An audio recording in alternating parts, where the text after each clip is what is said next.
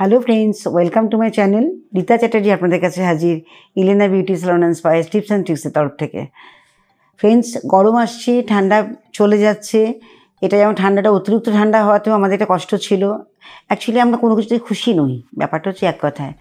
কারণ গরম চলছে, গরম পড়ছে মানে এখন আবার চিন্তা হয়ে যাচ্ছে এই তো গরম আসছে, আবার সেই অসহ্য গরম আমাদের এখানে।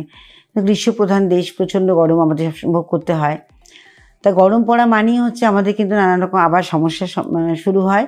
শীতে হয় এক ধরনের, গরমে হয় আর এক ধরনের। গরমের প্রবলেমটা হচ্ছে আমরা কেউ বুঝতে পারি না, কারণ আমাদের এত সোয়েটিং হয়, হয়তো আমরা হাঁপিয়ে উঠি, প্রচণ্ড পরিমাণে কষ্ট দেয়, আমাদের শরীরকে ভীষণ ক্লান্ত করে দেয়। ঠিক কথা, এনার্জি পাই না। বাট গরমে আমাদের যেমন স্কিন কেয়ারটা বুঝতে পারি না, ঘাম হচ্ছে, ঘামটা কন্ট্রোল করলে হয়ে গেল। বাট এই যে এফেক্টটা, এটা লাস্টে কিন্তু আমাদের যখন গরম চলে যায়, ঠান্ডা আসে আবার, তখন আমাদের স্কিনে সেই সমস্ত প্রবলেমগুলো অ্যারাইজ করে, যেগুলো আমরা নেগলিজেন্সি আমরা যে করি যখন গরমে, তার এফেক্টটা আমাদেরকে শীতে পাই। তো ফ্রেন্ড, যেটা আমি বলছি আপনাদের কাছে, যে টপিক্সটা নিয়ে আমি আজকে ভিডিওটি করার ইচ্ছা আছে, সেটা হচ্ছে যে গরম আসছে মানেই হচ্ছে কিন্তু নাজেহাল অবস্থা হয়। চুল প্রচণ্ড পরিমাণে একটা ঘাম সবসময় সাথে সাথে ভেজা থাকে, সেই চুলে গোড়ায় গোড়ায় প্রচণ্ড চুলকুনি শুরু হয়ে যায়, ইনফেকশানের মতো হয়ে যায়, এমন অবস্থা দাঁড়ায়। আবার অনেক সময় হয় চুল প্রচণ্ড পরিমাণে ঝরতে থাকে, চুলের গোড়ায় অয়েলি ড্যান্ড্রাফ হয়, যেটা আমরা চোখে দেখতে পাই না, বাট সবসময় একটা ইনফেকশিয়াস ব্যাপারটা থেকেই যায়। তো সেগুলোকে আমরা কী করে কন্ট্রোল করব? আমাদের যখন গরম পড়ে, যখন আমরা খুব এক্সাইটেড হয়ে যাই, প্রচণ্ড এক্সাইটমেন্ট বেশি হয় আমাদের, তখন আমাদের ঘামটা বাড়তে থাকে। উত্তেজনা বাড়া মানে হচ্ছে ঘাম বেড়ে যাওয়া। সেখানে আমাদের ঠান্ডা করতে হবে, সেখানে খাওয়া দাওয়ার দিকটা আমাদের খেয়াল করতে হবে। খাওয়া দাওয়া যত আমাদের হজম হবে, যে ধরনের খাবার খেলে আমাদের বেশি এক্সাইটমেন্ট হবে না, অতিরিক্ত তেল ঝাল মশলা এগুলো থেকে একটুখানি ফিরে আসতে হবে। যেটা আমরা এনজয় করেছি শীতকালে, যে যত পেরেছি, আমরা ফুচকা খেয়েছি, আমরা ফাস্টফুড খেয়েছি, সে খেয়ে আমরা এনজয় করে নিয়েছি। বা যেই গরম পড়বে তখন কিন্তু আমাদের একটুখানি সিরিয়াস হতে হবে আমাদের স্কিন কেয়ার নিয়ে। কারণ গরম পড়ে যাওয়া মানেই হচ্ছে কিন্তু স্কিনের সমস্যা, হেয়ারের সমস্যা, আর হেয়ারে বুঝতে না পারা সমস্যা যেটা হয়, যেটা একমাত্র আমরা চুল যখন ঘেমে যাচ্ছে, আমরা চুলটা শুকোবার চেষ্টা করছি বা চুলটাকে ড্রাই করে নিচ্ছি, কিন্তু এই যে চুলের গোড়ায় যে ঘামটা থাকা আর বাইরে থেকে ডাস্টটা আসা, এই দুটো যখন কম্বাইন হয়ে একটা ওখানে একটা ব্যাকটেরিয়া সৃষ্টি করে, সেই জায়গাটা কিন্তু চুলটা প্রচণ্ড পরিমাণে ড্যামেজ করে দেয়। অনেক সময় হয় সেখানে স্কিনে প্রচণ্ড পরিমাণে একটা ইরিটেশন শুরু হয়ে যায়, মানে চুলকুনি আরম্ভ হয়ে যায়। তো এগুলোকে কন্ট্রোল করতে হবে প্রপার ওয়েতে। সপ্তাহে 2 দিন করে খুব ভালো করে শ্যাম্পু করতে হবে, যারা বাড়িতে থাকছেন, গরমকালে বলছি। আর যারা বাইরে থাকছেন তাদের সপ্তাহে 3 দিন, মানে 2 দিন অল্টারনেট ডেজে, এভরি 2 ডেজে আপনাদেরকে শ্যাম্পু করতে হচ্ছে। খুব ভালো করে শ্যাম্পু করবেন, শ্যাম্পু আপনার উপযুক্ত শ্যাম্পু করবেন। বারবার বলছি, ড্যান্ড্রাফ শ্যাম্পু মানেই কিন্তু হচ্ছে সেখানে কন্ডিশনার থাকে না, ময়েশ্চার থাকে না, চুলটাকে ড্রাই করে। সেই জন্য বুঝে আমাদের করতে হবে, কন্ডিশনার লাগাতে হবে, অয়েল ম্যাসাজ করতে হবে। এগুলো তো একটা পার্টই আছে চুলের, আমরা জানি। এবং চুলকে ভালো রাখতে গেলে খাওয়া দাওয়া, কী ধরনের খাওয়া দাওয়া খেতে হবে? চুলকে ভালো রাখতে গেলে পরে আমাদের প্রোটিন খাবার দাবার খেতে হবে। প্রোটিন দ্বারাই কিন্তু আমাদের চুলের গোড়া চুল তৈরি হচ্ছে। চুল প্রোটিনের অভাবে কিন্তু চুল নষ্ট হয়ে যায়। নিউট্রিশন যত ভালো আমরা খাবো, তত কিন্তু নিউট্রিশনের অভাবেই কিন্তু এই ধরনের সমস্যাগুলো হয়। এই জন্য নিউট্রিশনের দিকে আমাদের খেয়াল রাখতে হবে। ড্রাই ফ্রুটস খেতে হবে, যেগুলো আমাদের দরকার সে ধরনের খাবার দাবার খেলে পরে, তাহলে কিন্তু চুলের এই ড্যামেজ হওয়া ব্যাপারটা থেকে আমরা মুক্তি পেতে পারি। চুলকে মাঝে মাঝে আমাদের কি করতে হবে, যখন গরমকালে যে ব্যাপারটা হয়, চুলে আমরা শ্যাম্পু করলাম, হয়তো আজকে শ্যাম্পু করছি, কালকে দেখি চুলটা একদম পুরো ন্যাতা হয়ে যাচ্ছে, চুল মানে লিম্ফ হয়ে যায়, চুলের মধ্যে কোনো গ্লেজ থাকে না, চুল ভীষণভাবে মানে আনম্যানেজেবল হয়ে যাচ্ছে। এই জিনিসগুলো করার জন্য আমাদের কিন্তু চুলকে অবশ্যই কন্ডিশনিং করার পরে, ভালো করে ওয়াশ করে নিয়ে, আমাদের টাওয়েল র্যাপ করার পরে সিরাম ইউজ করতে হবে। সিরাম কী করবে? সিরাম আমাদের প্রত্যেকটা চুলকে আলাদা আলাদা পার্ট করে থাকতে সাহায্য করবে, যে ট্যাঙ্গেল ব্যাপারটা ওটা আসবে না, জট পাকাবে না, সোজা কথা। তো সেই জন্য আমাদের সিরামটাকে ইউজ করতেই হবে। আর সিরাম খুব ভালো সিরাম, যেগুলো মাইল্ড হয়, বাট চিপচিপে হবে না, অথচ মাইল্ড সিরাম পাওয়া যায়, সেই ধরনের সিরাম ইউজ করবেন।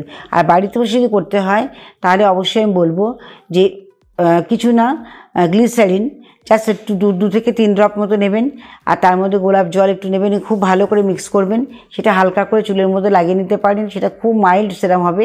ঘরোয়া তৈরি। আর একটা হতে পারে আপনাদের কোকোনাট অয়েল, জাস্ট 1 ড্রপ, আর রোজ ওয়াটার, সেখানে হয়তো আপনি হাফ স্পুনের মতো নিলেন, একটা আন্দাজ করে খুব ভালো করে মিক্স করে ওটাকে হালকা করে একটুখানি ওপর লাগিয়ে নিলেন। তাহলে চুলটা বসেও যাবে না, অথচ সুন্দর ঝরঝরে হবে, চুলটা একটার সঙ্গে একটা জড়িয়ে যাবে না, জট পাকাবে না।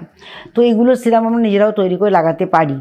আর অবশ্যই বলবো মাসে একবার করে, অন্তত মিনিমাম একবার, 15 দিন পর করলে ভালো হয়। মাসে একবার করে আপনারা কিন্তু অবশ্যই স্পা নেবেন।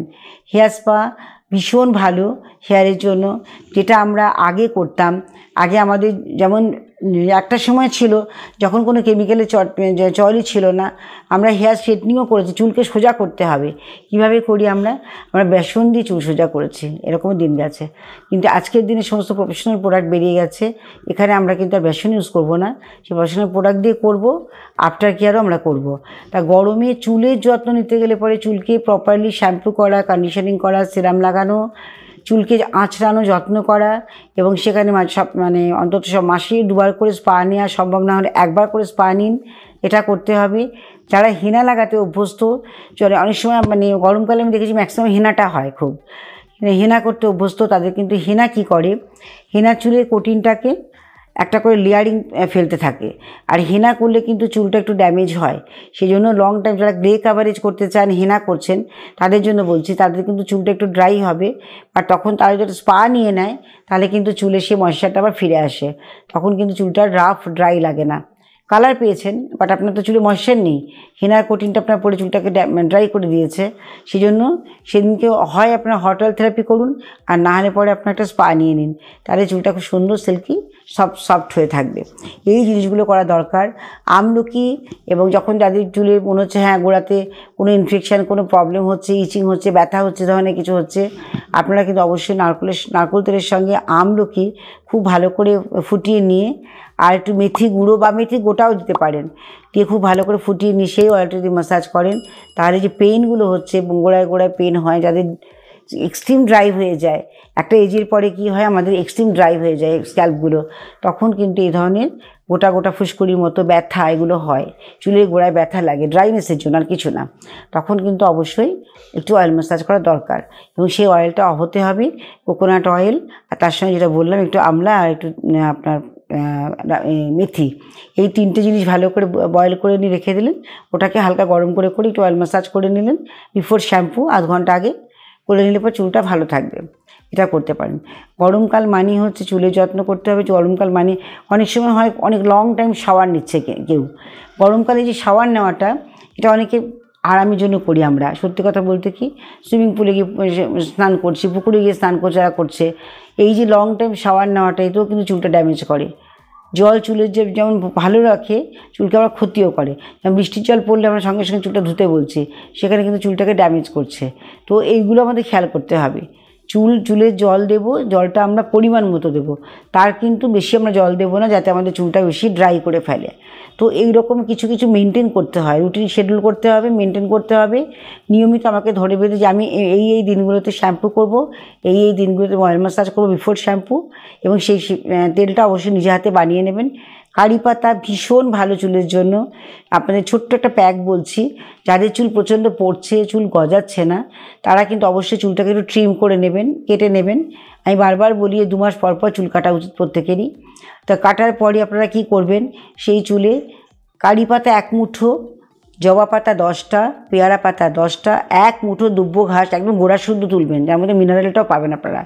গোড়া শুদ্ধ তুলবেন, তুলে ভালো করে ধুয়ে নিয়ে, এবার তার মধ্যে যদি মনে হয় কারো ইনফেকশান আছে বা ড্যান্ড্রাফ আছে, তাদের ক্ষেত্রে 10টা নিম পাতা বা 10টা তুলসী পাতা, যে কোনো একটা, এটা ভালো করে পেস্ট করবেন মিক্সিতে। পেস্ট করে নিয়ে গোড়ায় গোড়ায় লাগিয়ে আধ ঘন্টা থেকে 45 মিনিট রাখবেন। তারপরে হার্বাল শ্যাম্পু দিয়ে বা আপনার উপযুক্ত শ্যাম্পু দিয়ে শ্যাম্পু করে নেবেন। এটা করুন সপ্তাহে 2 দিন করে। চুল পড়া তো আমি বলছি যত 2 সপ্তাহের ভেতর চুল পড়া বন্ধ হয়ে যাবে এবং চুল গজাবে ডেফিনেটলি। 3টে মাস ওয়েট করুন, আপনার হেয়ার রিগ্রোথ হবে। ভীষণ ভালো প্যাক এটা। এটা চুলের গোড়ায় গোড়ায় লাগাবেন, চুলের লেন্থে লাগাতে বলছি না, কারণ লেন্থ আমাদের লম্বা হবে, চুল গোড়া থেকেই তো চুলটা বাড়বে। কাজে গোড়াটাকে যদি মজবুত করি তো লেন্থ তখন অটোমেটিক্যালি বেড়ে যাবে, তাই না? খুব ভালো থাকবেন, চুলের যত্ন করুন। চুলকে যত্ন করা মানে হচ্ছে সৌন্দর্যের আপনার প্রায় 80% আপনি যত্ন করছেন। ভালো থাকবেন, সুস্থ থাকবেন। সাবস্ক্রাইব করুন, লাইক করুন, শেয়ার করুন। ভালো থাকুন। নেক্সট ভিডিওতে আবার দেখা হচ্ছে। আজকের মতো বিদায় নিচ্ছি।